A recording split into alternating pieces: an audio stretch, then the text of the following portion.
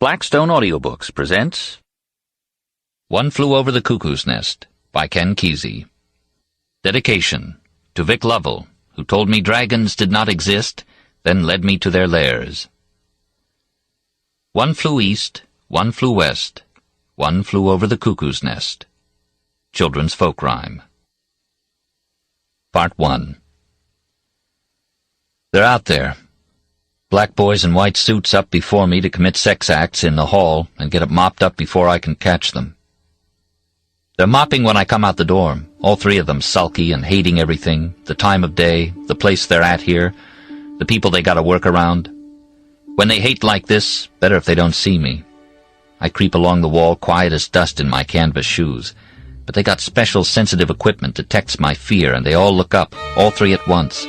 Eyes glittering out of the black faces like the hard glitter of radio tubes out of the back of an old radio. "Here's the chief. The super chief, fellas. Old Chief Broom. Here you go, Chief Broom." Stick a mop in my hand and motion to the spot they aim for me to clean today, and I go. One swats the backs of my legs with a broom handle to hurry me past. "Oh, you look at him, Shagget. Big enough to eat apples off my head, and he mind me like a baby." They laugh, and then I hear them mumbling behind me, heads close together. Hum of black machinery, humming hate and death and other hospital secrets. They don't bother not talking out loud about their hate secrets when I'm nearby because they think I'm deaf and dumb. Everybody thinks so.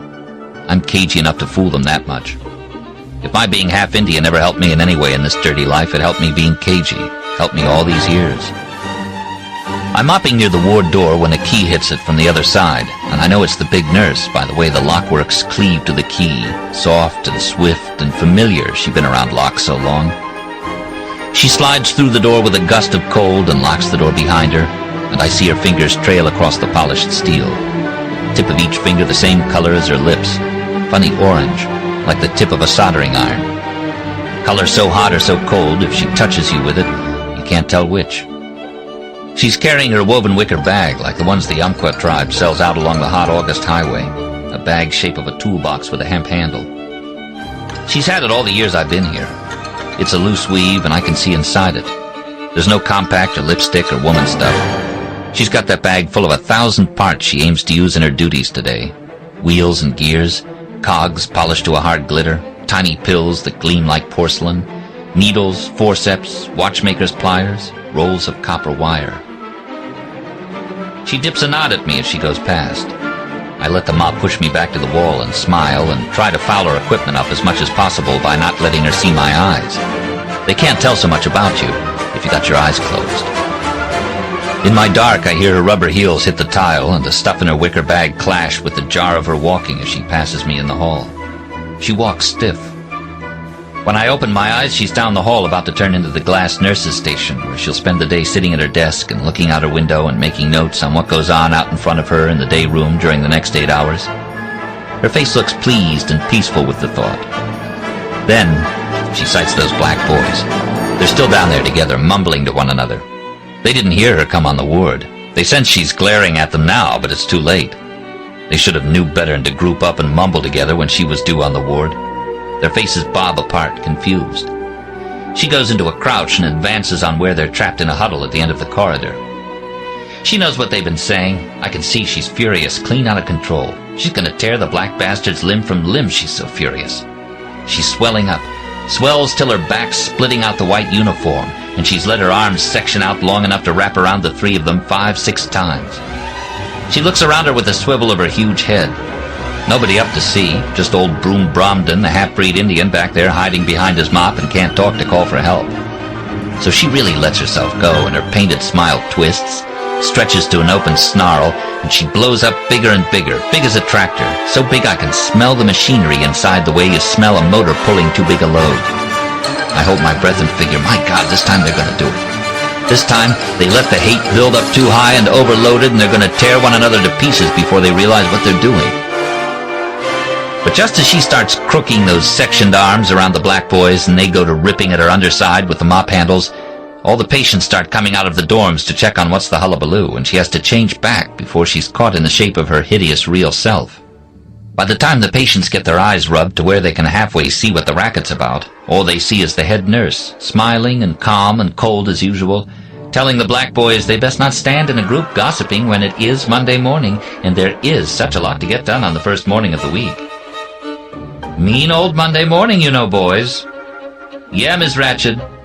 And we have quite a number of appointments this morning, so perhaps if you're standing here in a group talking isn't too urgent. Yeah, Miss Ratched. She stops and nods at some of the patients come to stand around and stare out of eyes all red and puffy with sleep. She nods once to each. Precise, automatic gesture. Her face is smooth, calculated, and precision-made, like an expensive baby doll. Skin like flesh-colored enamel, blend of white and cream and baby blue eyes, small nose, pink little nostrils. Everything working together except the color on her lips and fingernails, and the size of her bosom. A mistake was made somehow in manufacturing, putting those big womanly breasts on what would have otherwise been a perfect work, and you can see how bitter she is about it. The men are still standing and waiting to see what she was onto the black boys about, so she remembers seeing me and says, "And since it is Monday, boys, why don't we get a good head start on the week by shaving poor Mr. Bromden first this morning, before the after-breakfast rush on the shaving room, and see if we can avoid some of the, disturbance he tends to cause, don't you think?" Before anybody can turn to look for me, I duck back in the mop closet, jerk the door shut dark after me, hold my breath. Shaving before you get breakfast is the worst time. When you get something under your belt, you're stronger and more wide awake, and the bastards who work for the combine aren't so apt to slip one of their machines in on you in place of an electric shaver. But when you shave before breakfast, like she has me do some mornings, 6:30 in the morning in a room all white walls and white basins, and long tube lights in the ceiling making sure there aren't any shadows, and faces all round you trapped screaming behind the mirrors, then what chance you got against one of their machines? I hide in the mop closet and listen, my heart beating in the dark, and I try to keep from getting scared, try to get my thoughts off someplace else, try to think back and remember things about the village and the big Columbia River. Think about, one time Papa and me were hunting birds in a stand of cedar trees near the Dalles. But like always, when I try to place my thoughts in the past and hide there, the fear close at hand seeps in through the memory. I can feel that least black boy out there coming up the hall, smelling out for my fear. He opens out his nostrils like black funnels, his outsized head bobbing this way and that as he sniffs, and he sucks in fear from all over the ward. He's smelling me now, I can hear him snort. He don't know where I'm hid, but he's smelling and he's hunting around. I try to keep still. Papa tells me to keep still, tells me that the dog senses a bird somewheres right close. We borrowed a pointer dog from a man in the Dalles. All the village dogs are no-count mongrels, Papa says. Fish gut eaters, no class at all. This here dog, he got instinct. I don't say anything, but I already see the bird up in a scrub cedar, hunched in a gray knot of feathers. Dog's running in circles underneath, too much smell around for him to point for sure. The bird's safe as long as he keeps still. He's holding out pretty good, but the dog keeps sniffing and circling, louder and closer. Then the bird breaks, feathers springing, jumps out of the cedar into the bird shot from Papa's gun. The least black boy and one of the bigger ones catch me before I get 10 steps out of the mop closet and drag me back to the shaving room. I don't fight or make any noise. If you yell, it's just tougher on you. I hold back the yelling. I hold back till they get to my temples. I'm not sure it's one of those substitute machines and not a shaver till it gets to my temples. Then I can't hold back. It's not a willpower thing anymore when they get to my temples. It's a button. Pushed. Says air raid, air raid. Turns me on so loud it's like no sound. Everybody yelling at me, hands over their ears from behind a glass wall, faces working around in talk circles but no sound from the mouths. My sound soaks up all other sound. They start the fog machine again and it's snowing down cold and white all over me like skim milk. So thick I might even be able to hide in it if they didn't have a hold on me. I can't see 6 inches in front of me through the fog, and the only thing I can hear over the wail I'm making is the big nurse whoop and charge up the hall while she crashes patients out of her way with that wicker bag. I hear her coming, but I still can't hush my hollering. I holler till she gets there. They hold me down while she jams wicker bag and all into my mouth and shoves it down with a mop handle. A blue-tick hound bays out there in the fog, running scared and lost because he can't see. No tracks on the ground but the ones he's making, and he sniffs in every direction with his cold red rubber nose and picks up no scent but his own fear. fear burning down into him like steam. It's going to burn me just that way, finally telling about all this, about the hospital and her and the guys, and about McMurphy. I've been silent so long now, it's going to roar out of me like floodwaters, and you think the guy telling this is ranting and raving, my God. You think this is too horrible to have really happened. This is too awful to be the truth. But please, it's still hard for me even to have a clear mind thinking on it. But it's the truth, even if it didn't happen. When the fog clears to where I can see, I'm sitting in the day room. They didn't take me to the shock shop this time. I remember they took me out of the shaving room and locked me in seclusion. I don't remember if I got breakfast or not. Probably not. I can call to mind some mornings locked in seclusion. The black boys keep bringing seconds of everything, supposed to be for me, but they eat it instead, until all three of them get breakfast while I lie there on that pea-stinking mattress, watching them wipe up egg with toast. I can smell the grease and hear them chew the toast. Other mornings they bring me cold mush and force me to eat it without it even being salted. This morning I plain don't remember. They got enough of those things they call pills down me, so I don't know a thing till I hear the ward door open. That ward door opening means it's at least 8 o'clock. Means there's been maybe an hour and a half I was out cold in that seclusion room when the technicians could have come in and installed anything the big nurse ordered, and I wouldn't have the slightest notion what. I hear noise at the ward door, off up the hall out of my sight. That ward door starts opening at 8 and opens and closes 1,000 times a day. Kashash, click. Every morning we sit lined up on each side of the day room, mixing jigsaw puzzles after breakfast, listening for a key to hit the lock and wait to see what's coming in. There's not a whole lot else to do. Sometimes at the door it's a young resident, in early, so he can watch what we're like before medication. BM, they call it. Sometimes it's a wife, visiting there on high heels with her purse held tight over her belly. Sometimes it's a clutch of grade school teachers being led on a tour by that fool public relation man who's always clapping his wet hands together and saying how overjoyed he is that mental hospitals have eliminated all the old-fashioned cruelty. What a cheery atmosphere, don't you agree? He'll bustle around the school teachers who are bunched together for safety, clapping his hands together. Oh, when I think back on the old days, on the filth, the bad food, even, yes, brutality, oh, I realize, ladies, that we have come a long way in our campaign. Whoever comes in the door is usually somebody disappointing, but there's always a chance otherwise, and when a key hits the lock, all the heads come up like there's strings on them. This morning, the lockworks rattled strange. It's not a regular visitor at the door. An escort man's voice calls down, edgy and impatient. Admission, come sign for him. And the black boys go. Admission. Everybody stops playing cards and Monopoly, turns toward the day room door. Most days I'd be out sweeping the hall and see who they're signing in, but this morning, like I explained to you, the big nurse put 1,000 pounds down me and I can't budge out of the chair. Most days I'm the first one to see the admission, watch him creep in the door and slide along the wall and stand scared till the black boys come sign for him and take him into the shower room, where they strip him and leave him shivering with the door open while they all three run grinning up and down the halls looking for the Vaseline. We need that Vaseline, they'll tell the big nurse, for the thermometer. She looks from one to the other. I'm sure you do, and hands them a jar, holds at least a gallon. But mind you boys don't group up in there. Then I see 2, maybe all 3 of them in there, in that shower room with the admission, running that thermometer around in the grease till it's coated the size of your finger, crooning, "That's right, Mother, that's right." And then shut the door and turn all the showers up to where you can't hear anything but the vicious hiss of water on the green tile. I'm out there most days, and I see it like that. But this morning I have to sit in the chair and only listen to them bring him in. Still, even though I can't see him, I know he's no ordinary admission. I don't hear him slide scared along the wall. And when they tell him about the shower, he don't just submit with a weak little yes. He tells them right back in a loud, brassy voice that he's already plenty damn clean, thank you. They showered me this morning at the courthouse and last night at the jail. And I swear I believe they'd have washed my ears for me on the taxi ride over if they could have found the facilities. Ooh, boy, seems like every time they ship me someplace I gotta get scrubbed down before, after, and during the operation. I'm getting so the sound of water makes me start gathering up my belongings. And get back away from me with that thermometer, Sam, and give me a minute to look my new home over. I've never been in the Institute of Psychology before. The patients look at one another's puzzled faces, then back to the door, where his voice is still coming in, talking louder than you'd think he needed to if the black boys were anywhere near him. He sounds like he's way above them, talking down, like he's sailing 50 yards overhead, hollering at those below on the ground. He sounds big. I hear him coming down the hall, and he sounds big in the way he walks, and he sure don't slide. He's got iron on his heels, and he rings it on the floor like horseshoes.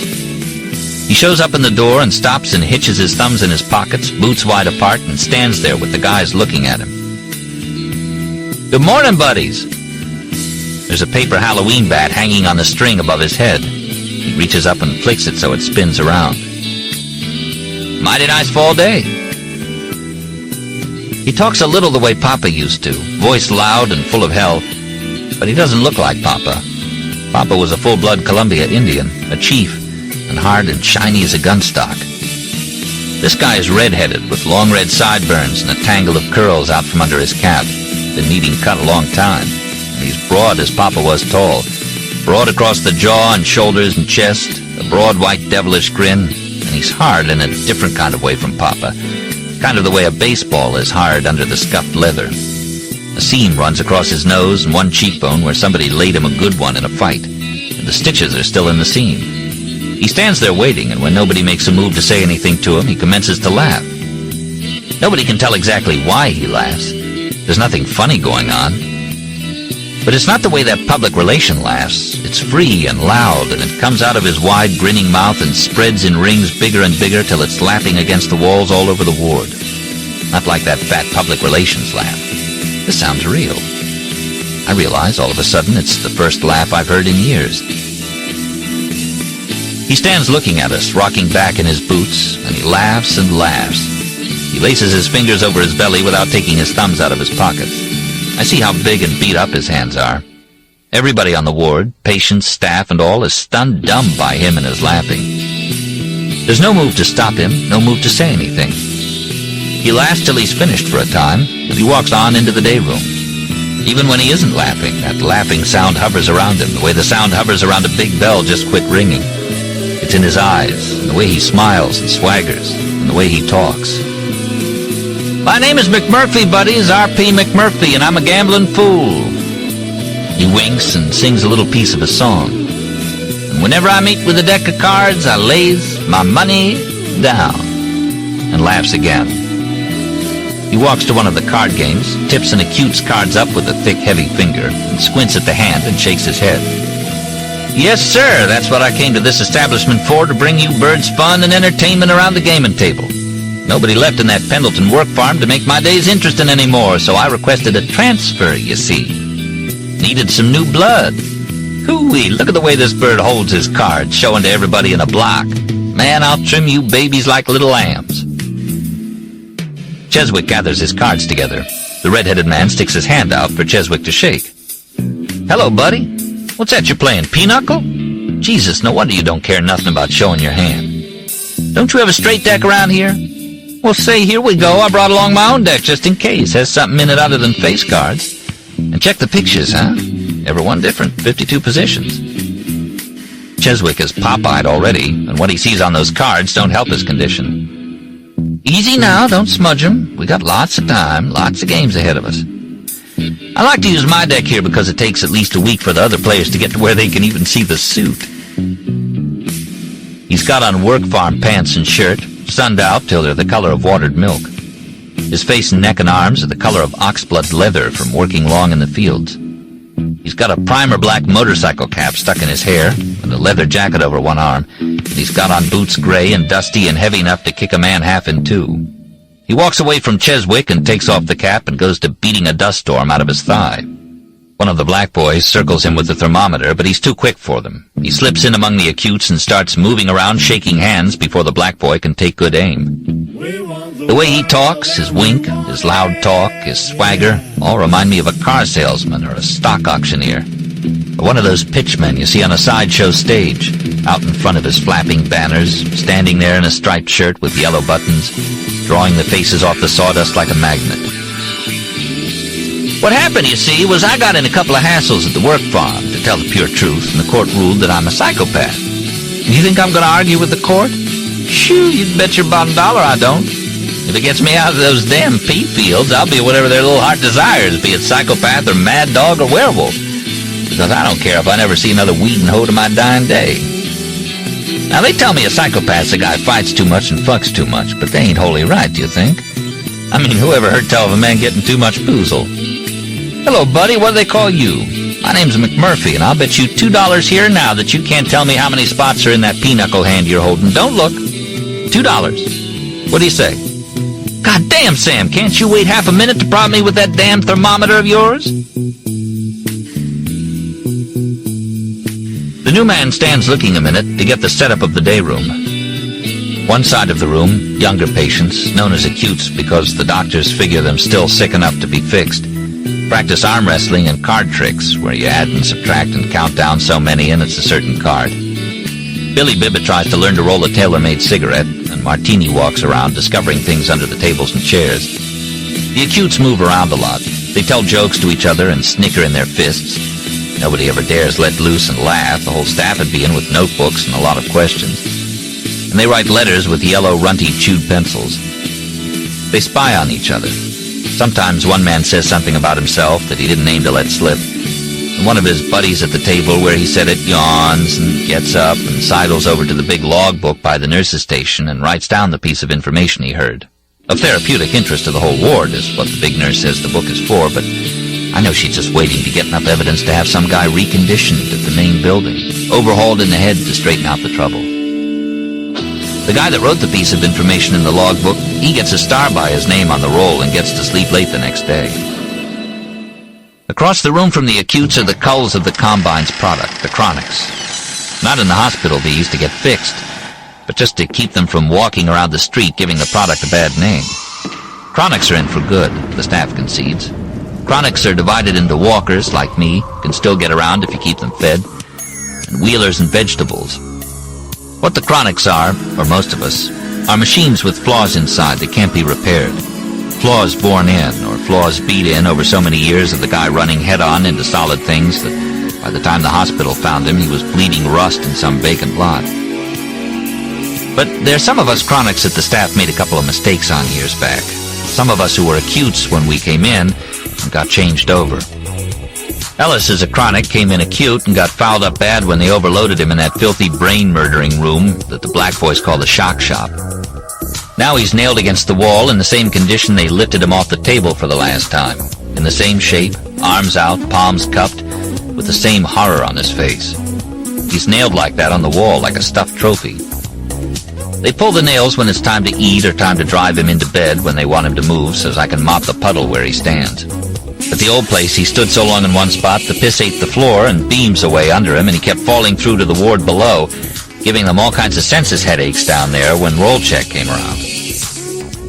Ruckley is another chronic, came in a few years back as an acute, but him they overloaded in a different way. They made a mistake in one of their head installations. He was being a holy nuisance all over the place, kicking the black boys and biting the student nurses on the legs, so they took him away to be fixed. They strapped him to that table, and the last anybody saw of him for a while was just before they shut the door on him. He winked just before the door closed and told the black boys as they backed away from him, "You'll pay for this, you damn tar babies." And they brought him back to the ward 2 weeks later, bald and the front of his face an oily purple bruise and 2 little button-sized plugs stitched one above each eye. You can see by his eyes how they burned him out over there. His eyes are all smoked up and gray and deserted inside like blown fuses. All day now, he won't do a thing but hold an old photograph up in front of that burned-out face, turning it over and over in his cold fingers, and the picture wore gray as his eyes on both sides with all his handling, till you can't tell anymore what it used to be. The staff, now, they consider Ruckley one of their failures, but I'm not sure what he's better off than if the installation had been perfect. The installations they do nowadays are generally successful. The technicians got more skill and experience. No more of the buttonholes in the forehead, no cutting at all. They go in through the eye sockets. Sometimes a guy goes over for an installation, leaves the ward mean and mad and snapping at the whole world, and comes back a few weeks later with black and blue eyes like he's been in a fist fight. And he's the sweetest, nicest, best-behaved thing you ever saw. He'll maybe even go home in a month or two, a hat pulled low over the face of a sleepwalker, wandering around in a simple, happy dream. A success, they say. But I say he's just another robot for the Combine, and might be better off as a failure, like Ruckley, sitting there fumbling and drooling over his picture. He never does much else. The dwarf black boy gets a rise out of him from time to time by leaning close and asking, "Say, Ruckley, what you figure your little wife is doing in town tonight?" Ruckley's head comes up. Memory whispers someplace in that jumbled machinery. He turns red and his veins clog up at one end. This puffs him up so he can just barely make a little whistling sound in his throat. Bubbles squeeze out the corner of his mouth. He's working his jaw so hard to say something. When he finally does get to where he can say his few words, it's a low, choking noise to make your skin crawl. "Fuck the wife! Fuck the wife!" and passes out on the spot from the effort. Ellis and Ruckley are the youngest Chronics. Colonel Madison is the oldest, an old petrified cavalry soldier from the First War who's given to lifting the skirts of passing nurses with his cane, or teaching some kind of history out of the text of his left hand to anybody that'll listen. He's the oldest on the ward, but not the one's been here longest. His wife brought him in only a few years back when she got to where she wasn't up to tending him any longer. I'm the one been here on the ward the longest, since the Second World War. I've been here on the ward longer than anybody, longer than any of the other patients. The big nurse has been here longer than me. The Chronics and the acutes don't generally mingle. Each stays on his own side of the day room the way the black boys want it.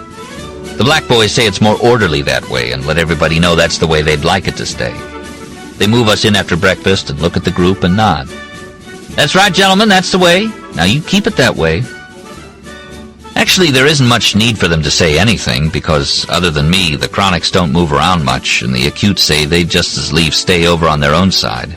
Give reasons like the Chronic side smells worse than a dirty diaper.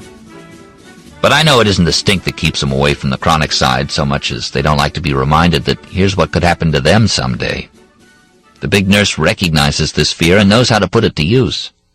She'll point out to an acute, whenever he goes into a sulk, that you boys be good boys and cooperate with the staff policy which is engineered for your cure, or you'll end up over on that side. Everybody on the ward is proud of the way the patients cooperate. We got a little brass tablet tacked to a piece of maple wood that has printed on it, "Congratulations for getting along with the smallest number of personnel of any ward in the hospital." It's a prize for cooperation. It's hung on the wall right above the logbook, right square in the middle between the Chronics and acutes. This new red-headed admission, McMurphy, knows right away he's not a Chronic. After he checks the day room over a minute, he sees he's meant for the acute side and goes right for it, grinning and shaking hands with everybody he comes to. At first I see that he's making everybody over there feel uneasy with all his kidding and joking and with the brassy way he hollers at that black boy who's still after him with a thermometer, and especially with that big wide-open laugh of his. Dials twitch in the control panel at the sound of it. The acutes look spooked and uneasy when he laughs, the way kids look in the schoolroom when one ornery kid is raising too much hell with the teacher out of the room, and they're all scared the teacher might pop back in and take it into her head to make them all stay after. They're fidgeting and twitching, responding to the dials in the control panel. I see McMurphy notices he's making them uneasy, but he don't let it slow him down. "Damn, what a sorry-looking outfit. You boys don't look so crazy to me." He's trying to get them to loosen up, the way you see an auctioneer spinning jokes to loosen up the crowd before the bidding starts. "Which one of you claims to be the craziest? Which one is the biggest loony? Who runs these card games? It's my first day, and what I like to do is make a good impression straight off on the right man if he can prove to me he is the right man. Who's the bull-goose loony here?" He's saying this directly to Billy Bibbett. He leans down and glares so hard at Billy that Billy feels compelled to stutter out that he isn't the bull-goose loony yet, though he's next in line for the job. McMurphy sticks a big hand down in front of Billy, and Billy can't do a thing but shake it. "Well, buddy," he says to Billy, "I'm truly glad you're next in line for the job, but since I'm thinking about taking over this whole show myself, lock, stock, and barrel, maybe I better talk with the top man." He looks around to where some of the acutes have stopped their card playing, covers one of his hands with the other, and cracks all his knuckles at the sight. "I figure, you see, buddy, to be sort of the gambling baron on this ward, deal a wicked game of blackjack. So you better take me to your leader and we'll get it straightened out who's going to be boss around here." Nobody's sure if this barrel-chested man with the scar and the wild grin is play-acting or if he's crazy enough to be just like he talks, or both. But they're all beginning to get a big kick out of going along with him. They watch as he puts that big red hand on Billy's thin arm, waiting to see what Billy will say. Billy sees how it's up to him to break the silence, so he looks around and picks out one of the pinochle players. "Harding," Billy says, "I guess it would be you. You're the president of Patients Council. This man wants to talk to you." The acutes are grinning now, not so uneasy anymore, and glad that something out of the ordinary's going on. They all razz Harding, ask him if he's bull goose loony. He lays down his cards. Harding is a flat, nervous man with a face that sometimes makes you think you've seen him in the movies, like it's a face too pretty to be just a guy on the street. He's got wide, thin shoulders, and he curves them in around his chest when he's trying to hide inside himself. He's got hands so long and white and dainty, I think they carved each other out of soap. And sometimes they get loose and glide around in front of him, free as two white birds, until he notices them and traps them between his knees. It bothers him that he's got pretty hands. He's president of the Patients Council on account of he has a paper that says he graduated from college. The paper's framed and sits on his nightstand next to a picture of a woman in a bathing suit who also looks like you've seen her in the moving pictures. She's got very big breasts, and she's holding the top of the bathing suit over them with her fingers and looking sideways at the camera. You can see Harding sitting on a towel behind her, looking skinny in his bathing suit, like he's waiting for some big guy to kick sand on him. Harding brags a lot about having such a woman for a wife, says she's the sexiest woman in the world and she can't get enough of him nights. When Billy points him out, Harding leans back in his chair and assumes an important look, speaks up at the ceiling without looking at Billy or McMurphy. "Does this gentleman have an appointment, Mr. Bibbett?" "Do you have an appointment, Mr. McMurphy? Mr. Harding is a busy man. Nobody sees him without an appointment." "This busy man, Mr. Harding, is he the bull goose loony?" He looks at Billy with one eye, and Billy nods his head up and down real fast. Billy's tickled with all the attention he's getting. "Then you tell bull goose loony Harding that R.P. McMurphy is waiting to see him and that this hospital ain't big enough for the two of us. I'm accustomed to being top man. I've been a bull goose cat skinner for every Jippo logging operation in the Northwest, and bull goose gambler all the way from Korea.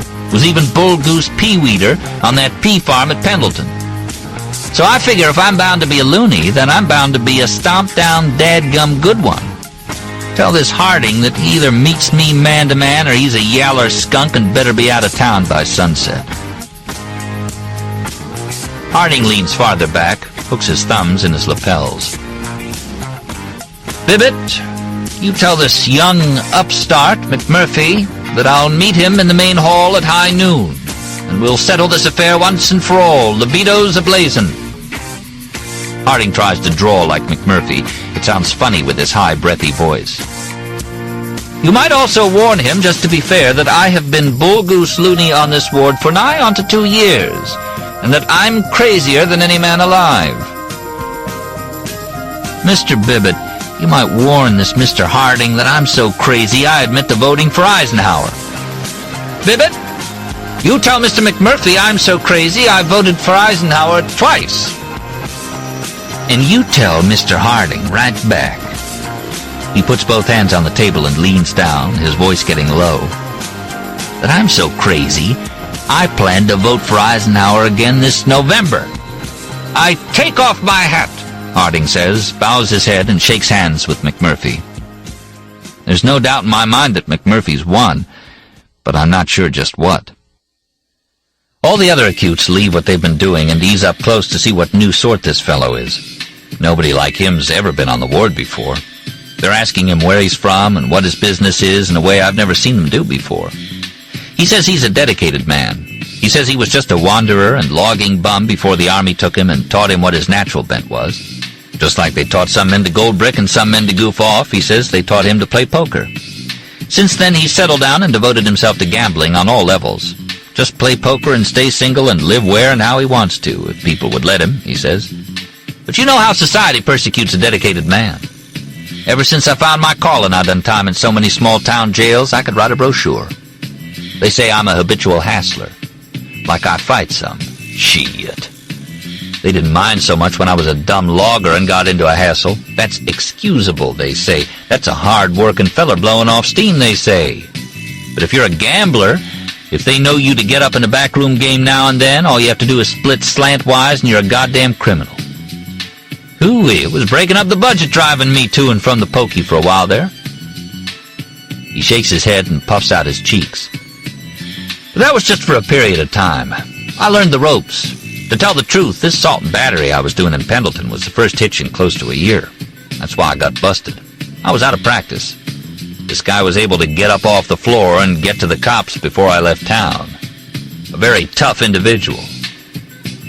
He laughs again and shakes hands and sits down to arm wrestle every time that black boy gets too near him with the thermometer, till he's met everybody on the acute side. And when he finishes shaking hands with the last acute, he comes right on over to the chronics, like we aren't no different.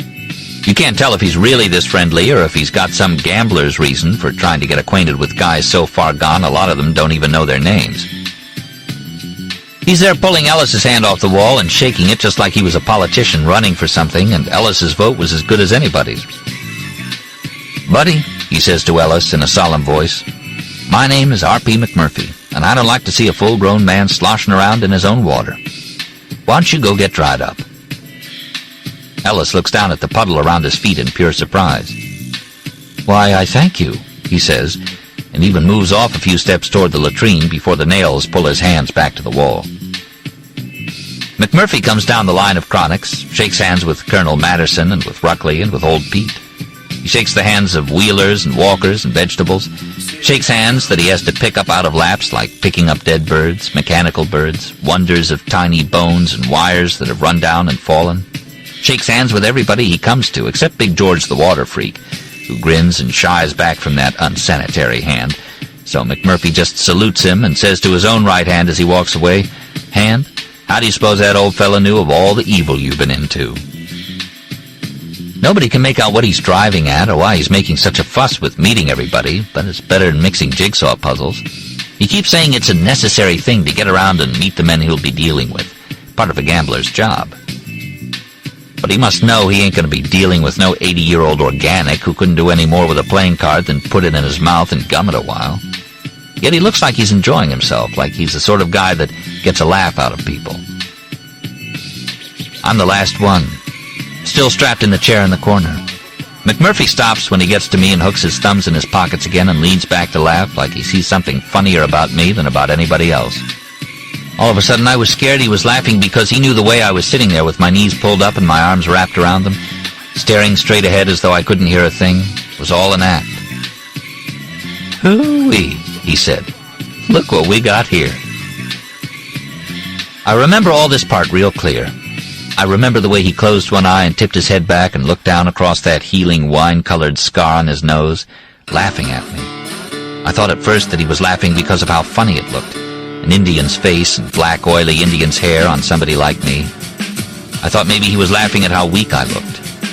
But then's when I remember thinking that he was laughing because he wasn't fooled for 1 minute by my deaf and dumb act. It didn't make any difference how cagey the act was. He was onto me and was laughing and winking to let me know it. "What's your story, Big Chief? You look like sitting bull on a sit-down strike." He looked over to the acutes to see if they might laugh about his joke. When they just sniggered, he looked back at me and winked again. "What's your name, Chief?" Billy Bibbett called across the room. "His name is Bromden, Chief Bromden. Everybody calls him Chief Broom, though, because the aides have him sweeping a large part of the time. There's not much else he can do, I guess. He's deaf." Billy put his chin in hands. "If I was deaf," he sighed, "I would kill myself." McMurphy kept looking at me. "He gets his growth, he'll be pretty good size, won't he? I wonder how tall he is." "I think somebody measured him once at 6'7". But even if he is big, he's scared of his own shadow. Just a big deaf Indian." When I saw him sitting here, I thought he looked some Indian. But Bromden ain't an Indian name. What tribe is he? "I don't know," Billy said. "He was here when I came." "I have information from the doctor," Harding said, "that he is only half Indian, a Columbia Indian, I believe. That's a defunct Columbia Gorge tribe. The doctor said his father was the tribal leader, hence this fellow's title, Chief. As to the Bromden part of the name, I'm afraid my knowledge in Indian lore doesn't cover that. McMurphy leaned his head down near mine, where I had to look at him. "Is that right? You deaf, Chief?" "He's deaf and dumb." McMurphy puckered his lips and looked at my face a long time. Then he straightened back up and stuck his hand out. "Well, what the hell, he can shake hands, can he? Deaf or whatever? By God, Chief, you may be big, but you shake my hand or I'll consider it an insult. And it's not a good idea to insult the new bull-goose loony of the hospital." When he said that, he looked back over to Harding and Billy and made a face, but he left that hand in front of me, big as a dinner plate. I remember real clear the way that hand looked. There was carbon under the fingernails where he'd worked once in a garage. There was an anchor tattooed back from the knuckles. There was a dirty Band-Aid on the middle knuckle, peeling up at the edge. All the rest of the knuckles were covered with scars and cuts, old and new. I remember the palm was smooth and hard as bone from hefting the wooden handles of axes and hoes, not the hand you'd think could deal cards. The palm was calloused, and the calluses were cracked, and dirt was worked in the cracks. A road map of his travels up and down the West. That palm made a scuffing sound against my hand. I remember the fingers were thick and strong, closing over mine. My hand commenced to feel peculiar and went to swelling up out there on my stick of an arm like he was transmitting his own blood into it. It rang with blood and power. It flowed up near as big as his, I remember. "Mr. MacMurray?" It's the big nurse. "Mr. MacMurray, could you come here, please?" It's the big nurse. That black boy with the thermometer has gone and got her. She stands there tapping that thermometer against her wristwatch, eyes whirring while she tries to gauge this new man. Her lips are in that triangle shape, like a doll's lips ready for a fake nipple. "Aid Williams tells me, Mr. MacMurray, that you've been somewhat difficult about your admission shower. Is this true? Please understand, I appreciate the way you've taken it upon yourself to orient with the other patients on the ward, but everything in its own good time, Mr. MacMurray. I'm sorry to interrupt you and Mr. Bromden, but you do understand everyone must follow the rules." He tips his head back and gives that wink that she isn't fooling him any more than I did, that he's onto her. He looks up at her with one eye for a minute. "You know, ma'am," he says, "you know, that is the exact thing somebody always tells me about the rules." He grins. They both smile back and forth at each other, sizing each other up. Just when they figure I'm about to do the dead opposite. Then he lets go my hand. In the glass station, the big nurse has opened a package from a foreign address and is sucking into hypodermic needles the grass and milk liquid that came in vials in the package.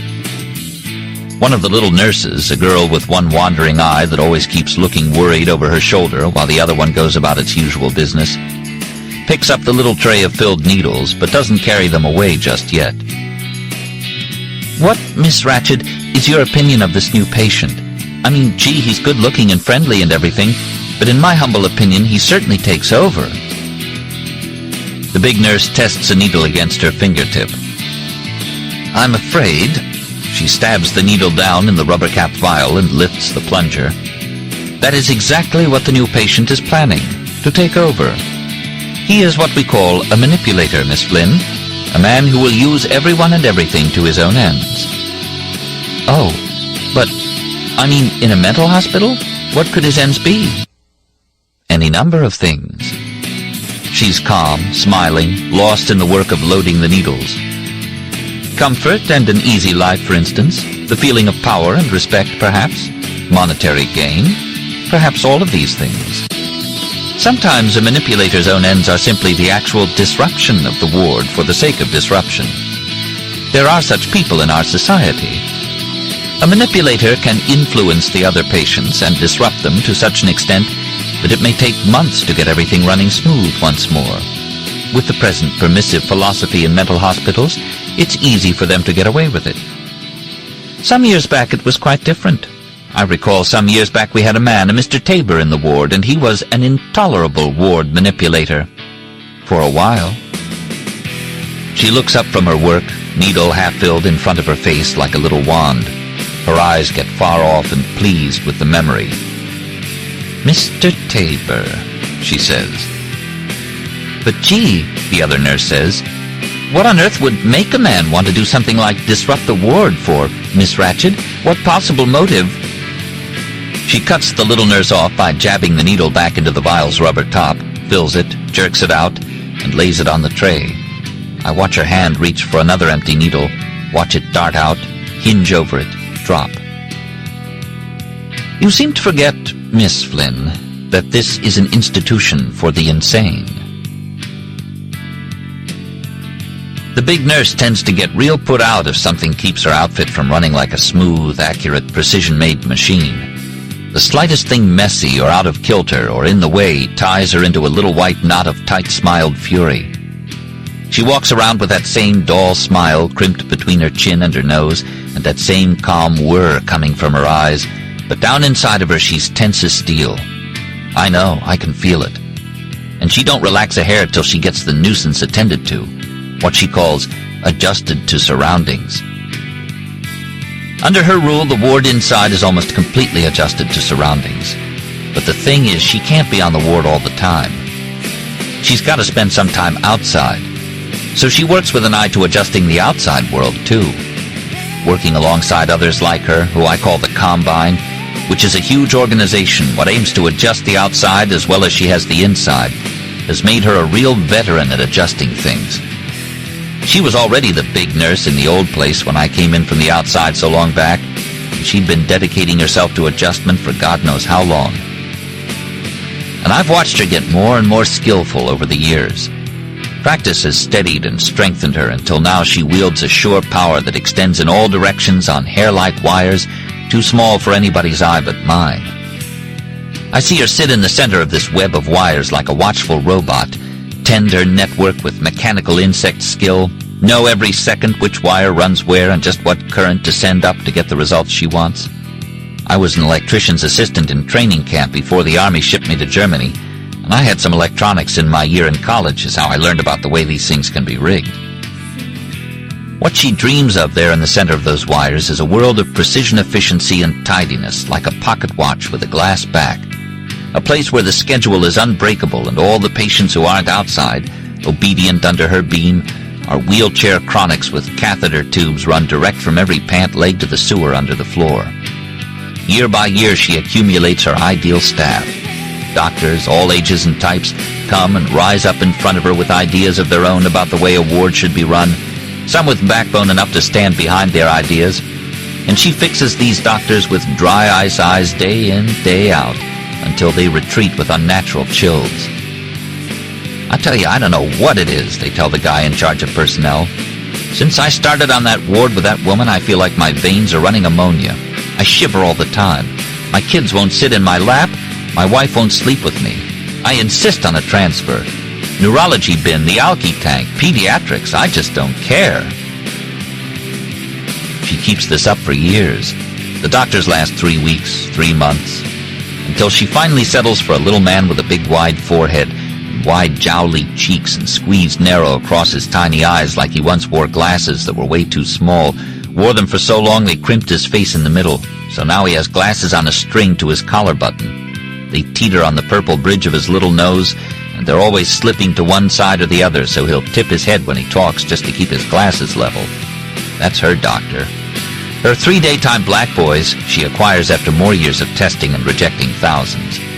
They come at her in a long black row of sulky, big-nosed masks, hating her and her chalk dull whiteness from the first look they get. She appraises them and their hate for a month or so. Then she lets them go because they don't hate enough. When she finally gets the 3 she wants, gets them one at a time over a number of years, weaving them into her plan and her network, she's damn positive they hate enough to be capable. The first one she gets 5 years after I've been on the ward, a twisted, sinewy dwarf the color of cold asphalt. His mother was raped in Georgia while his papa stood by tied to the hot iron stove with plow traces, blood streaming into his shoes. The boy watched from a closet, 5 years old, and squinting his eye to peep out the crack between the door and the jamb, and he never grew an inch after. Now his eyelids hang loose and thin from his brow like he's got a bat perched on the bridge of his nose. Eyelids like thin gray leather. He lifts them up just a bit whenever a new white man comes on the ward, peeks out from under them and studies the man up and down and nods just once, like he's, oh yes, made positive certain of something he was already sure of. He wanted to carry a sock full of birdshot when he first came on the job, to work the patients into shape, but she told him they didn't do it that way anymore, made him leave the sap at home, and taught him her own technique. Taught him not to show his hate and to be calm and wait. Wait for a little advantage, a little slack, then twist the rope and keep the pressure steady, all the time. That's the way you get them into shape, she taught him. The other two black boys come 2 years later, coming to work only about a month apart and both looking so much alike I think she had a replica made of the one who came first. They are tall and sharp and bony, and their faces are chipped into expressions that never change, like flint arrowheads. Their eyes come to points. If you brush against their hair, it rasps the hide right off you. All of them black as telephones. The blacker they are, she learned from that long, dark road that came before them, the more time they are likely to devote to cleaning and scrubbing and keeping the ward in order. For instance, all three of these boys' uniforms are always spotless as snow, white and cold and stiff as her own. All three wear starched snow-white pants and white shirts with metal snaps down one side, and white shoes polished like ice, and the shoes have red rubber soles, silent as mice up and down the hall. They never make any noise when they move. They materialize in different parts of the ward every time a patient figures to check himself in private or whisper some secret to another guy. A patient will be in a corner all by himself, and all of a sudden there's a squeak and frost forms along his cheek. And he turns in that direction, and there's a cold stone mask floating above him against the wall. He just sees the black face, no body. The walls are white as the white suits, polished clean as a refrigerator door, and the black face and hands seem to float against it like a ghost. Years of training, and all three black boys tune in closer and closer with the big nurse's frequency. One by one they are able to disconnect the direct wires and operate on beams. She never gives orders out loud or leaves written instructions that might be found by a visiting wife or school teacher. Doesn't need to anymore. They are in contact on a high-voltage wavelength of hate, and the black boys are out there performing her bidding before she even thinks it. So after the nurse gets her staff, efficiency locks the ward like a watchman's clock. Everything the guys think and say and do is all worked out months in advance, based on the little notes the nurse makes during the day. This is typed and fed into the machine I hear humming behind the steel door in the rear of the nurse's station. A number of Order Daily cards are returned, punched with a pattern of little square holes. At the beginning of each day, the properly dated OD card is inserted in a slot in the steel door, and the walls hum up. Lights flash on in the dorm at 6:30. The acutes up out of bed quick as the black boys can prod them out, get them to work buffing the floor, emptying ashtrays, polishing the scratch marks off the wall where one old fellow shorted out a day ago, went down in an awful twist of smoke and smell of burned rubber. The wheelers swing dead log legs out on the floor and wait like seated statues for somebody to roll chairs into them. The vegetables piss the bed, activating an electric shock and buzzer, rolls them off on the tile where the black boys can hose them down and get them in clean greens. 6:45, the shavers buzz and the acutes line up in alphabetical order at the mirrors. A, B, C, D. The walking chronics like me walk in when the acutes are done. Then the wheelers are wheeled in. The three old guys left, a film of yellow mold on the loose hide under their chins. They get shaved in their lounge chairs in the day room, a leather strap across the forehead to keep them from flopping around under the shaver. Some mornings, Mondays especially, I hide and try to buck the schedule. Other mornings I figure it's cagier to step right into place between A and C in the alphabet and move the route like everybody else, without lifting my feet. Powerful magnets on the floor maneuver personnel through the ward like arcade puppets. 7 o'clock, the mess hall opens and the order of lineup reverses. The wheelers first, then the walkers, then the acutes pick up trays, cornflakes, bacon and eggs, toast. And this morning a canned peach on a piece of green torn lettuce. Some of the acutes bring trays to the wheelers. Most wheelers are just chronics with bad legs. They feed themselves. But there's these three of them got no action from the neck down whatsoever, not much from the neck up. These are called vegetables. The black boys push them in after everybody else has sat down, wheel them against a wall, and bring them identical trays of muddy-looking food with little white diet cards attached to the trays. Mechanical Soft reads the diet cards for these toothless three. Eggs, ham, toast, bacon, all chewed 32 times a piece by the stainless steel machine in the kitchen. I see it purse sectioned lips like a vacuum cleaner hose and spurt a clot of chewed-up ham onto a plate with a barnyard sound.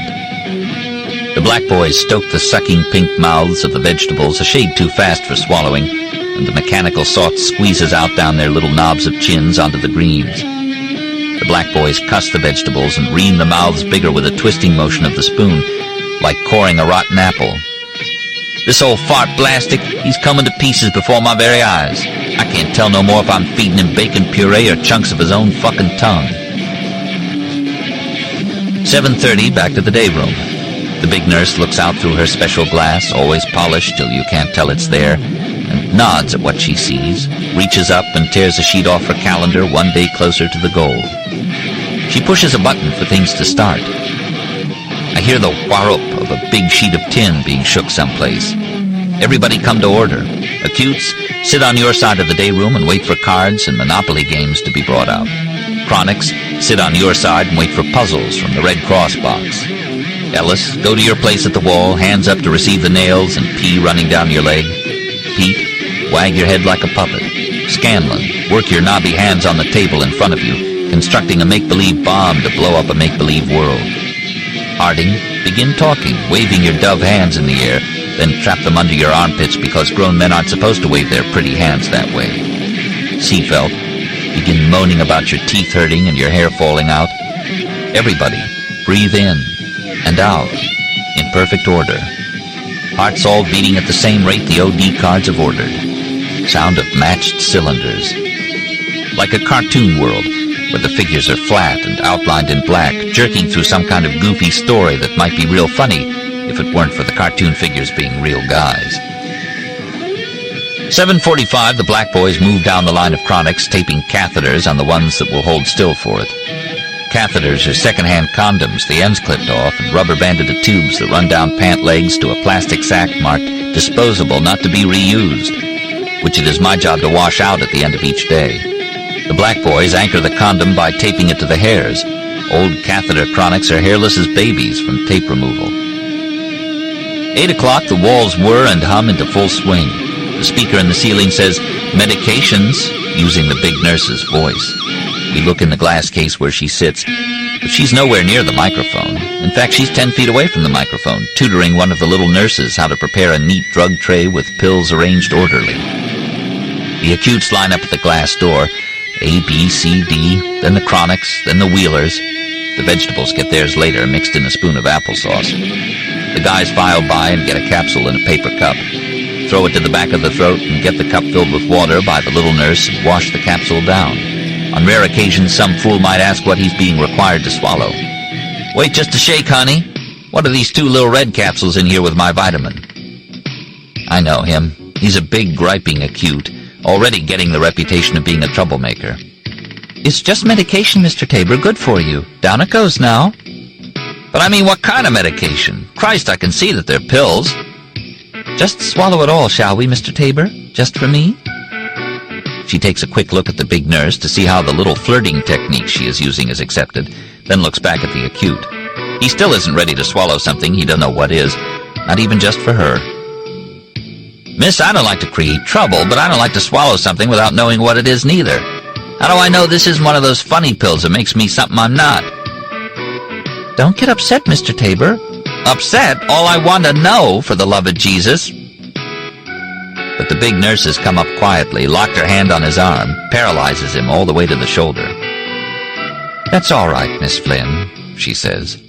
"If Mr. Tabor chooses to act like a child, he may have to be treated as such. We've tried to be kind and considerate to him. Obviously, that's not the answer. Hostility, hostility, that's the thanks we get. You can go, Mr. Tabor, if you don't wish to take your medication orally." "All I wanted to know for the—" "You can go." He goes off, grumbling when she frees his arm, and spends the morning moping around the latrine, wondering about those capsules. I got away once holding one of those same red capsules under my tongue, played like I'd swallowed it, and crushed it open later in the broom closet. For a tick of time, before it all turned into white dust, I saw it was a miniature electronic element like the ones I helped the radar corps work with in the Army. Microscopic wires and grids and transistors, this one designed to dissolve on contact with air. 8:20, the cards and puzzles go out. 8:25, some acute mentions he used to watch his sister taking her bath. The three guys at the table with him fall all over each other to see who gets to write it in the logbook. 8:30, the ward door opens and two technicians trot in, smelling like grape wine. Technicians always move at a fast walk or a trot because they're always leaning so far forward they have to move fast to keep standing. They always lean forward and they always smell like they sterilized their instruments in wine. They pull the lab door to behind them, and I sweep up close and can make out voices over the vicious zit, zit, zit of steel on whetstone. What do we got already at this ungodly hour of the morning? We gotta install an indwelling curiosity cutout in some nosy booger. Hurry up job, she says, and I'm not even sure we got one of the gizmos in stock. We might have to call IBM to rush one out for us. Let me check back in supply. Hey, bring out a bottle of that pure grain while you're back there. It's getting so I can't install the simplest friggin' component but when I need a bracer. Well, what the hell, it's better than garage work. Their voices are forced and too quick on the comeback to be real talk. More like cartoon comedy speech. I sweep away before I'm caught eavesdropping. The two big black boys catch Tabor in the latrine and drag him to the mattress room.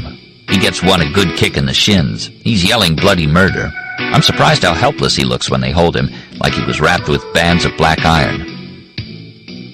They push him face down on the mattress. One sits on his head and the other rips his pants open and back and peels the cloth until Tabor's peach-colored rear is framed by the ragged lettuce green. He's smothering curses into the mattress, and the black boy sitting on his head saying, "That's right, Mr. Tabor, that's right." The nurse comes down the hall, smearing Vaseline on a long needle, pulls the door shut so they're out of sight for a second, then comes right back out, wiping the needle on a shred of Tabor's pants.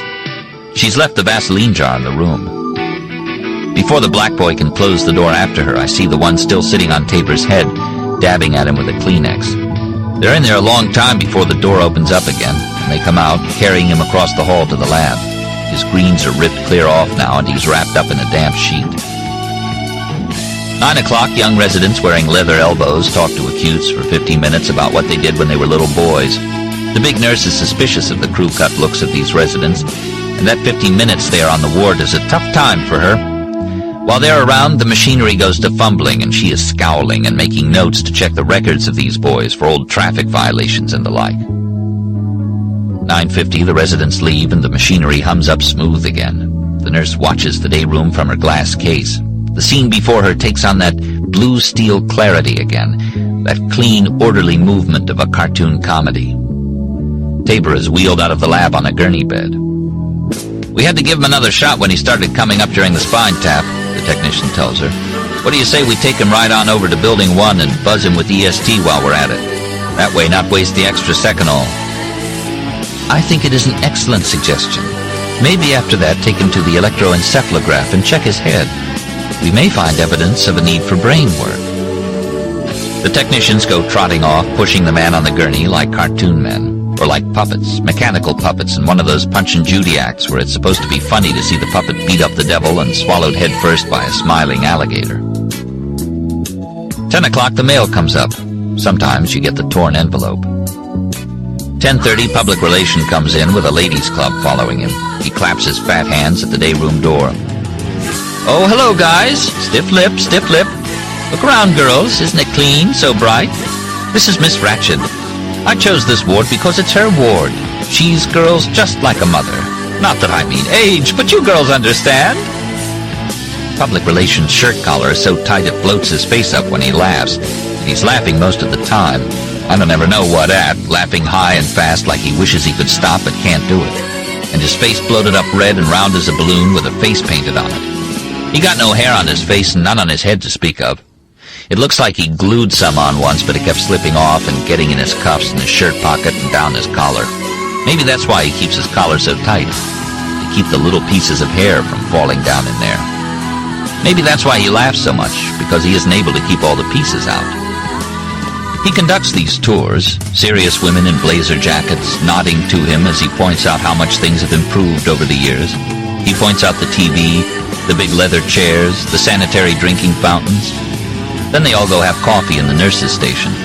Sometimes he'll be by himself and just stand in the middle of the day room and clap his hands. You can hear they are wet. Clap them 2 or 3 times till they stick. Then hold them prayer-like together under one of his chins and start spinning. Spin round and around there in the middle of the floor, looking wild and frantic at the TV, the new pictures on the walls, the sanitary drinking fountain, and laughing. What he sees that's so funny he don't ever let us in on, and the only thing I can see funny is him spinning round and around out there like a rubber toy. If you push him over, he's weighted on the bottom and straight away rocks back upright, goes to spinning again. He never looks at the men's faces. 10:40, 45, 50, patients shuttle in and out to appointments in ET or OT or PT, or in queer little rooms somewhere where the walls are never the same size and the floors aren't level. The machinery sounds about you reach a steady cruising speed. The ward hums the way I heard a cotton mill hum once when the football team played a high school in California. After a good season one year, the boosters in the town were so proud and carried away that they paid to fly us to California to play a championship high school team down there. When we flew into the town, we had to go visit some local industry. Our coach was one for convincing folks that athletics was educational because of the learning afforded by travel. And every trip we took, he herded the team around to creameries and beet farms and canneries before the game. In California, it was the cotton mill. When we went in the mill, most of the team took a look and left to go sit in the bus over stud games on suitcases, but I stayed inside over in a corner out of the way of the Negro girls running up and down the aisles of machines. The mill put me in a kind of dream, all the humming and clicking and rattling of people and machinery, jerking around in a pattern. That's why I stayed when the others left. That, and because it reminded me somehow of the men in the tribe who'd left the village in the last days to do work on the gravel crusher for the dam. The frenzied pattern, the faces hypnotized by routine. I wanted to go out in the bus with the team, but I couldn't. It was morning in early winter, and I still had on the jacket they'd given us when we took the championship. A red and green jacket with leather sleeves and a football-shaped emblem sewn on the back telling what we'd won. And it was making a lot of the Negro girls stare. I took it off, but they kept staring. I was a whole lot bigger in those days. One of the girls left her machine and looked back and forth up the aisles to see if the foreman was around, then came over to where I was standing. She asked if we was going to play the high school that night, and she told me she had a brother play tailback for them. We talked a piece about football and the like, and I noticed how her face looked blurred, like there was a mist between me and her. It was the cotton fluff sifting from the air. I told her about the fluff. She rolled her eyes and ducked her mouth to laugh in her fist when I told her how it was like looking at her face out on a misty morning duck hunting. And she said, "Now what in the ever-loving world would you want with me out alone in a duck blind?" I told her she could take care of my gun, and the girls all over the mill went giggling in their fists. I laughed a little myself, seeing how clever I'd been. We were still talking and laughing when she grabbed both my wrists and dug in. The features of her face snapped into brilliant focus. I saw she was terrified of something. "Do," she said to me in a whisper, "do take me, big boy, out of this here mill, out of this town, out of this life. Take me to some old duck blind someplace else. Huh, big boy, huh?" Her dark, pretty face glittered there in front of me. I stood with my mouth open, trying to think of some way to answer her. We were locked together this way for maybe a couple of seconds. Then the sound of the mill jumped a hitch, and something commenced to draw her back away from me. A string somewhere I didn't see hooked on that flowered red skirt and was tugging her back. Her fingernails peeled down my hands, and as soon as she broke contact with me, her face switched out of focus again, became soft and runny like melting chocolate behind that blowing fog of cotton. She laughed and spun around and gave me a look of her yellow leg when the skirt billowed out. She threw me a wink over her shoulder as she ran back to her machine, where a pile of fiber was spilling off the table to the floor. She grabbed it up and ran feather-footed down the aisle of machines to dump the fiber in a hopper. Then she was out of sight around the corner. All those spindles reeling and wheeling and shuttles jumping around and bobbins ringing the air with string, whitewashed walls and steel-gray machines and girls in flowered skirts skipping back and forth, and the whole thing webbed with flowing white lines stringing the factory together. It all stuck with me, and every once in a while something on the ward calls it to mind. Yes, this is what I know. The ward is a factory for the combine. It's for fixing up mistakes made in the neighborhoods and in the schools and in the churches the hospital is. When a completed product goes back out into society, all fixed up good as new, better than new sometimes, it brings joy to the big nurse's heart. Something that came in all twisted different is now a functioning, adjusted component, a credit to the whole outfit, and a marvel to behold. Watch him sliding across the land with a welded grin, fitting into some nice little neighborhood where they're just now digging trenches along the street to lay pipes for city water. He's happy with it. He's adjusted to surroundings, finally. Why, I've never seen anything to beat the change in Maxwell Tabor since he's got back from that hospital. A little black and blue around the eyes, a little weight lost, and you know what? He's a new man. Yeah, modern American science. And the light is on in his basement window way past midnight every night as the delayed reaction elements the technicians installed lend nimble skills to his fingers as he bends over the doped figure of his wife, his two little girls, just 4 and 6, the neighbor he goes bowling with Mondays. He adjusts them like he was adjusted. This is the way they spread it. When he finally runs down after a preset number of years, the town loves him dearly, and the paper prints his picture helping the Boy Scouts last year on graveyard cleaning day, and his wife gets a letter from the principal of the high school how Maxwell Wilson Tabor was an inspirational figure to the youth of our fine community. Even the embalmers, usually a pair of penny-pinching tightwads, are swayed. Yeah, look at him there, old Max Tabor, he was a good sort. What do you say we use that expensive 30 weight at no extra charge to his wife? No, what the dickens, let's make it on the house. A successful dismissal like this as a product brings joy to the big nurse's heart and speaks good of her craft and the whole industry in general. Everybody's happy with a dismissal. But an admission is a different story. Even the best-behaved admission is bound to need some work to swing into routine. And also, you never can tell when just that certain one might come in who's free enough to foul things up right and left, really make a hell of a mess and constitute a threat to the whole smoothness of the outfit. And, like I explained, the big nurse gets real put out if anything keeps her outfit from running smooth.